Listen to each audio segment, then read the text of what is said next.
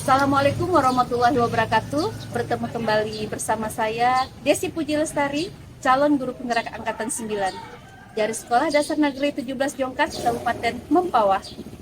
Pada kesempatan kali ini, saya akan mewawancarai 3 kepala sekolah tentang bagaimana cara pengambilan keputusan jika kepala sekolah mengalami dilema etika. Selamat menyaksikan.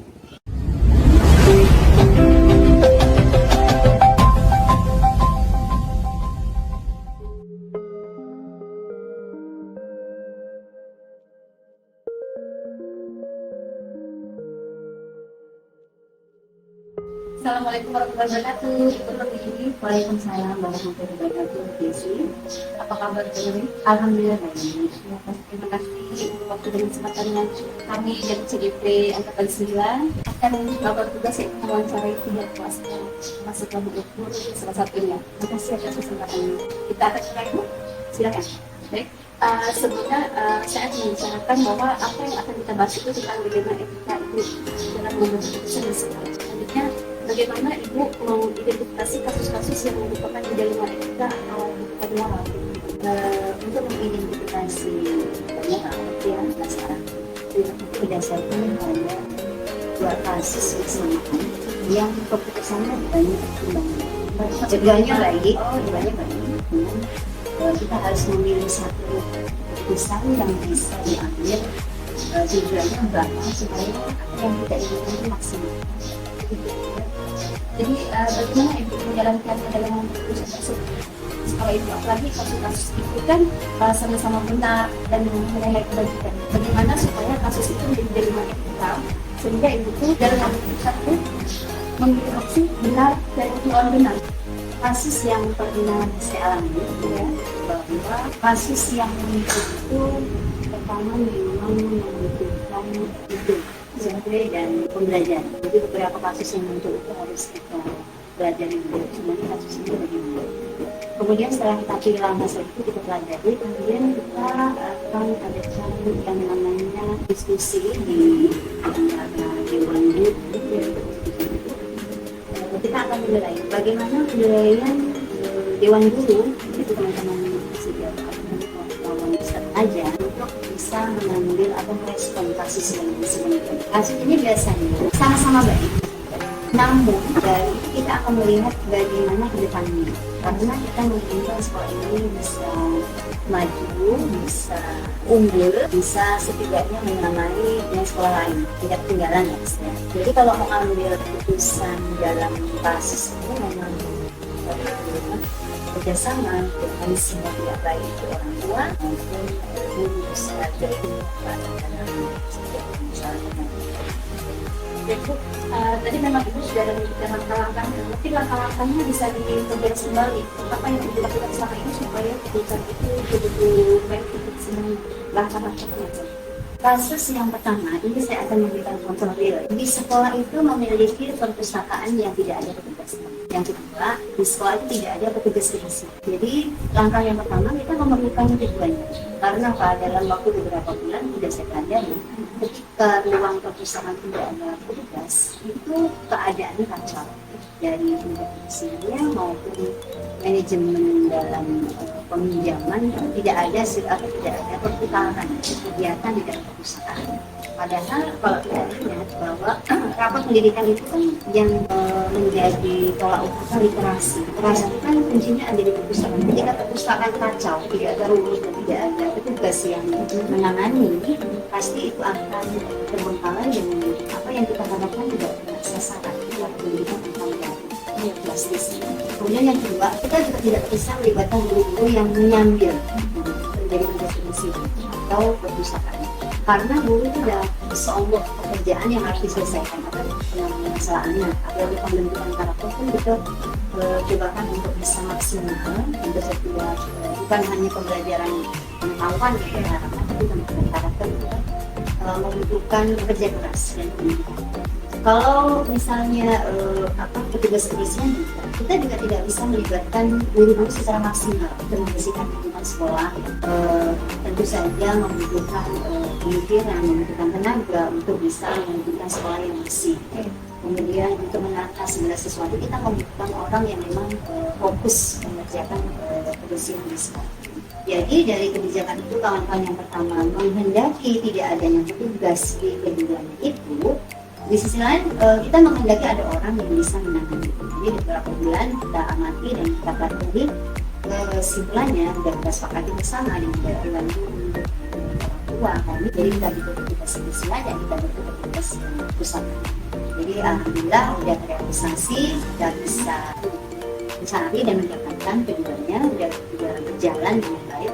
Sementara ini walaupun kita harus berjuang untuk bisa maksimal di sana, jadi kita masih berproses untuk bisa mewujudkan sekolah itu bisa bersih dan itu bisa standby. Luar biasa ya Bu, rasanya luar biasa. Jadi Bu, jadi keputusannya tadi adalah dengan mencari tenaga kebersihan dan perpustakaan yang selain itu hal efektif apa yang membuat itu merasa dilema itu tapi misalnya tadi Ibu ada jelaskan sih perpustakaan itu akan tidak berantakan dan literasi mungkin tidak berjalan ya Bu ya. Jadi hal efektif apa lagi yang akan membuat itu dilema dalam kasus tersebut? Pada saat sekolah ini bertahun-tahun tidak punya lebih baik anggaran ini kita alihkan untuk pembangunan sekolah yang lain karena memang sekolah ini kan dengan murid yang sedikit ya tentu saja uang sedikit, jadi kita mengelola uang sedikit itu supaya maksimal. Jadi harapan kawan-kawan itu lebih baik kita mencari anggaran itu kita pusatkan untuk kegiatan lain ya selain perpustakaan. Jadi kemarin sempat ada perdebatan anggaran ini kita poskan karena kita membutuhkan sarana dan prasarana yang kita prioritaskan. Saya bukakan tabir ke kawan-kawan bahwa ini loh rapat pendidikan kita turun. Kebetulan rapat pendidikan itu jatuhnya di literasi, jadi di bawah 20% itu kan jauh. Jadi dari situlah sebagai acuan saya untuk bisa mencari orang yang bisa memaksimalkan perpustakaan supaya terjadi kegiatan literasi di dalam perpustakaan. Walaupun beberapa teman tidak setuju, tapi melalui fase wawancara, pendekatan, terbuka wawasan, terbuka rapat pendidikan yang baru, kita mau menerima. Udah lagi jalan. Jadi bismillah, kita jalan sama-sama untuk masalah segala sesuatunya. Kita bisa limit misalnya anggaran yang awalnya pakai sarana atau misalnya Ya, luar biasa Ibu jawabannya. Nah, mungkin selanjutnya Ibu, pada saat Ibu mengalami dinamika itu, apakah di kasus-kasus yang lain itu ada menjadwalkan kapan yang akan memutuskan atau menjadikan dinamika itu pada guru-guru yang lain begitu? Membuat jadwalan khusus misalnya ada di sekolah itu memang jaminan kami rutinkan dari kegiatan musyawarah itu semua bidangnya di sekolah itu punya banyak masalah, kemudian di kelas juga ada kasus itu bahas di situ kalau ada umat masalah di kelas yang melibatkan pemikiran yang sendiri. Kita berharap setiap bulan teman-teman bisa Bapak Ibu itu bisa mengungkapkan masalahnya yang bisa diselesaikan dengan masalah. Jadi sekalian dengan adanya kasus seperti itu kita angkat. Jadi kasus itu kita berikan tawaran ke kawan-kawan untuk sama-sama memecahkan masalah bersama supaya menemukan jawaban dan memahami bahwa tujuan kita ini tidak lain bahwa kita ingin membuat sekolah. Kita ingin bukan hanya kita maju di bidang pengetahuan, tapi dari segi literasi, numerasi, kemudian karakter yang ada di atas itu kita bisa menjadi yang hijau semua. Jadi kawan-kawan selama ini kan tidak melihat ternyata mereka kalau diberikan penjelasan yang otentik ternyata ini loh rapat pendidikan kita seperti ini. Kenapa kuning? Kenapa hijau? Kenapa rusak? Itu jelaskan. Perkembangan sekolah itu dipantau oleh kementerian, bukan hanya pihak sekolah dan bukan hanya kabupaten. Semuanya akan melihat bagaimana perkembangan sekolah. baik Bu, berarti kan sudah ada jadwalnya dalam sebulan sekali itu ada pertemuan untuk membahas ada kasus apa, ada masalah apa yang ya sangat luar biasa ya Bu. Terus apakah Ibu dalam membahas seperti itu dan membuat keputusan itu sudah sesuai dengan prosedurnya atau ada garansi atau bagaimana? Kalau ada kasus seperti ini banyak kasus yang muncul di sekolah, tapi ada yang salah satu kasus yang muncul. Memang pertama kasus itu muncul kita harus pelajari dulu, ya pelajari, kemudian kita literasi, cari literasi masalahnya seperti apa. Kemudian kita perlu ke Dewan Guru dulu, karena Dewan Guru adalah orang-orang yang paham dengan situasi dan kondisi sekolah. Kita sama-sama mengupas. Kemudian setelah kawan-kawan mengetahui dan kita ingin mendengar jawaban mereka apa tentang kasus ini, dan kita mau bersama-sama kawan-kawan itu mencari solusi yang terbaik. Jadi semua mengungkapkan pendapat tidak diam. Jadi maksud saya apa? Biar kita tahu bagaimana respon kawan itu kita menghadapi suatu masalah. Jadi mereka itu kita coba untuk ini loh ada kasus, kita nggak bisa, kita belajar bersama-sama membuka bahwa ini loh kasus yang harus kita pelajari bersama, kemudian kita kupas bersama. Ketika nanti kita tidak bisa, kita ada pihak luar, karena ada komite, kemudian ada itu sebagai orang tua, kemudian pihak desa. Itu yang bisa kita rekrut, bisa kita ambil, kita bisa sharing, kita minta tolong. Jadi setiap masalah yang kita dapat itu kita bisa menyelesaikan kita hanya sendiri, tapi bersama-sama itu dengan mungkin lingkungan kita bisa membantu setiap masalah itu.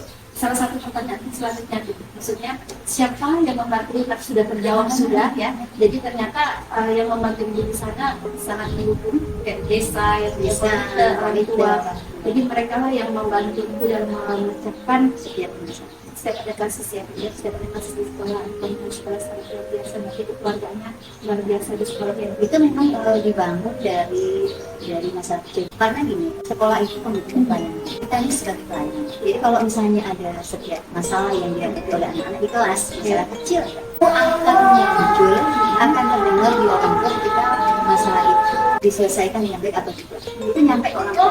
Jadi saya belajar untuk setiap masalah yang dihadapi oleh siswa kita harus diselesaikan, walaupun itu sih.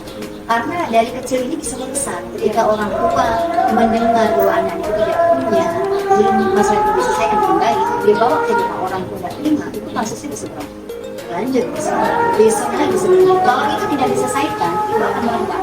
Itu betul. Kalau kita biarkan, itu bisa sekarang datang ke sekolah untuk minta bagaimana penyelesaian sekolah, tapi tidak pernah melakukan dan masalahnya jadi selesai. Jadi orang tua sebenarnya tidak boleh asal ada masalah, kalau diselesaikan lagi. Setiap ada masalah Harus diselesaikan. pernah terjadi kasus yang besar Sementara nah, jadi caranya itu kita membuka komunikasi. Jadi kita punya komite dan komite masalah. Komite yang kita hubungi, kita punya masalah apa yang harus kita lakukan bersama-sama dengan komite untuk menyelesaikan beberapa tahapan yang bisa dari hal kecil, dampak ke orang tua, desa. Kalau masalah itu kita harapkan kecil diselesaikan sekarang, selesai kalau anak-anak tidak punya masalah. ya, semua masalah bisa Diselesaikan di tempat dan kalau bisa secepatnya, jangan ditunda. Masalah itu diselesaikan hari ini. ya, menyampaikan semua kasus dan cara mengambil keputusan yang ibu sangat luar biasa. Jadi dalam kasus-kasus tersebut Bu, bagaimana ibu mengambil pembelajaran dalam kasus di rumah itu tadi? Jadi setiap masalah itu pasti akan diselesaikan. Jadi kalau ada masalah, tetap ada solusi dan solusi yang dibangun itu pasti membutuhkan keterbukaan. Kalau keterbukaan itu bagaimana caranya kita mengumpulkan? Kalau udah mengumpulkan, udah kesepakatan. Kalau udah buat kesepakatan, masalah selesai. Jadi semua menemukan titik temu. Karena setiap masalah besar itu awal dari kecil. Makanya sebelum besar, kecil, dekat. Itu tidak Untuk wawancaranya hari ini saya bersyukur ya mendapatkan ilmu dari ini cara mengambil keputusan etika yang baik ya, tanpa harus merugikan orang lain ya, dan bisa diselesaikan di tempat dengan cepat, tepat. Terima kasih Bu Ruri. Assalamualaikum warahmatullahi wabarakatuh. Waalaikumsalam warahmatullahi wabarakatuh.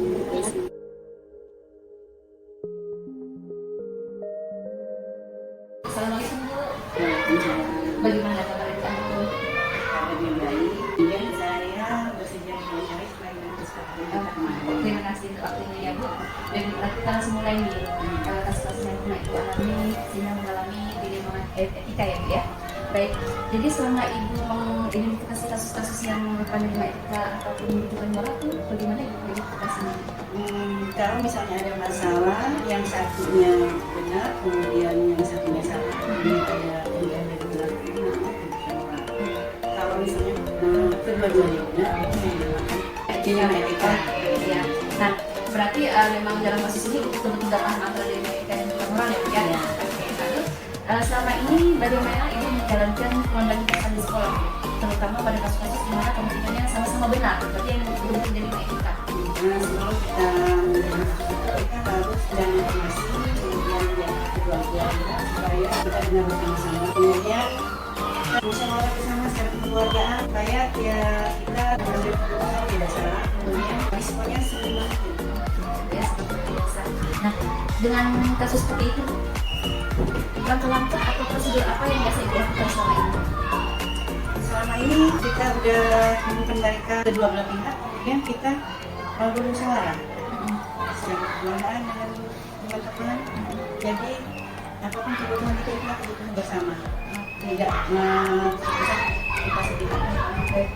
Kemudian apa yang Ibu anggap efektif dalam pengambilan keputusan pada kasus yang belum Kalau misalnya itu maksudnya cepat diselesaikan, tidak berpanjang lebar dan tidak ada yang merasa dirugikan.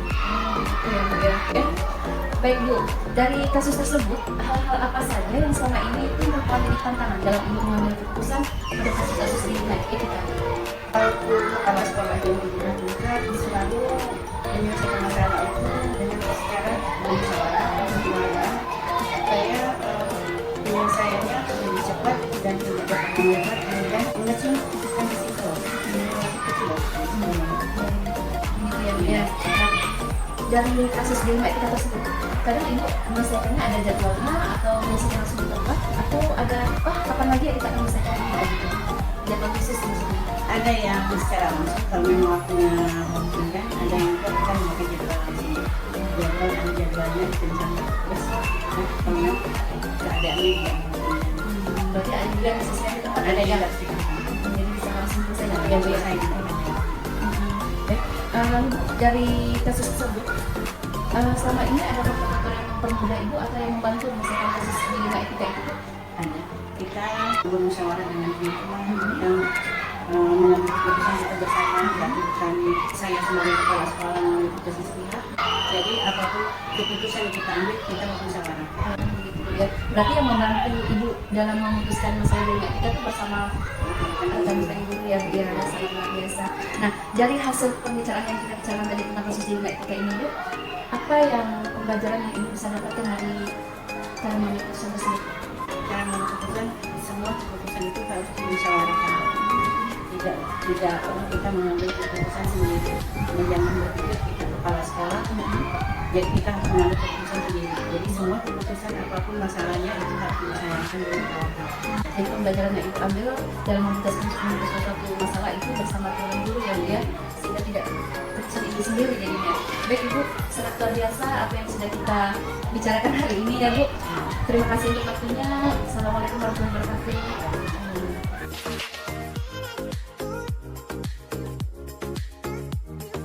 Assalamualaikum Pak. Waalaikumsalam warahmatullahi wabarakatuh. Bagaimana kabar Bapak hari ini? Alhamdulillah baik.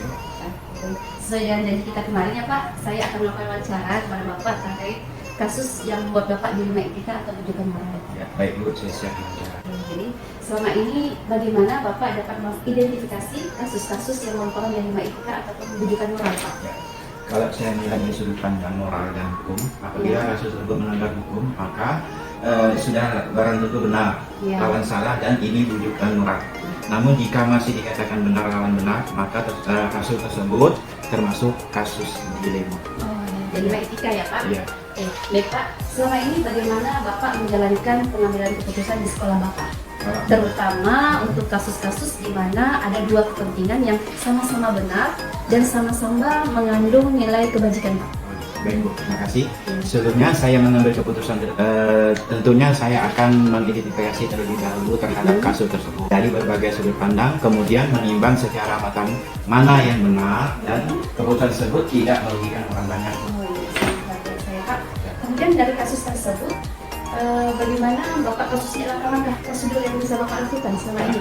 Terima kasih. Langkah-langkah prosedur yang dapat saya lakukan selama ini, pertama menentukan menyebab permasalahan dan menentukan siapa saja yang terlibat, menanyakan kepada orang-orang terdekatnya, berdiskusi dengan warga sekolah, membuat beberapa solusi keputusan, menimbang lagi berbagai sudut pandang sebelum mengambil keputusannya Bu. Oke, baik ya Pak ya. Ya. Kemudian hal-hal apa saja yang selama ini Bapak anggap efektif dalam pengambilan keputusan pada kasus-kasus dilema etika Pak? Ya, kalau mengacu daripada hal, tentunya menentukan solusi penyesuaian dengan putaran norma dan putaran yang berlaku serta mengedepankan kepentingan umum dan bersama bagi orang banyak dalam jangka panjang Bu. Oke, baik ya Pak ya. Dan kasus tersebut Pak, hal-hal apa saja yang selama ini merupakan tantangan dalam pengambilan keputusan pada kasus-kasus dilema etika? Ya, kalau berhubung dengan tantangan, selama ini saya menjadi kepala sekolah SD Jumat Bajungkat, tantangan yang saya hadapi dalam pengambilan keputusan adalah mencari keputusan yang terbaik. Karena keduanya merupakan masalah yang sama-sama benar. Nah, dalam mengambil keputusan harus menguntungkan kedua belah pihak dan tidak merugikan orang lain. Oh, baik ya. Kemudian, apakah Bapak mempunyai jadwal dalam penyelesaian kasus tersebut atau Bapak langsung menyelesaikan di tempat?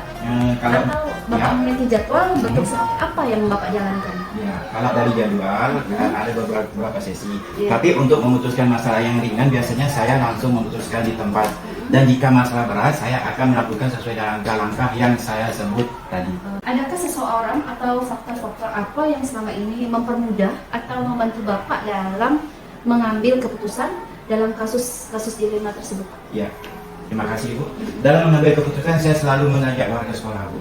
Nah, wali murid, orang-orang yang mempunyai kedekatan personal dengan orang-orang yang mengalami masalah tersebut. Ya, baik ya Pak ya. Dari Ya. semua hal yang telah Bapak sampaikan tadi nih, pembelajaran apa yang dapat Bapak petik dari pengalaman Bapak mengambil keputusan dilema etika tersebut Pak? Ya, terima kasih. Dalam mengambil keputusan saya menjadi lebih bijaksana Iya. dan lebih menganalisis sebuah kasus untuk dijadikan pertimbangan menentukan solusi yang tepat dan terbaik.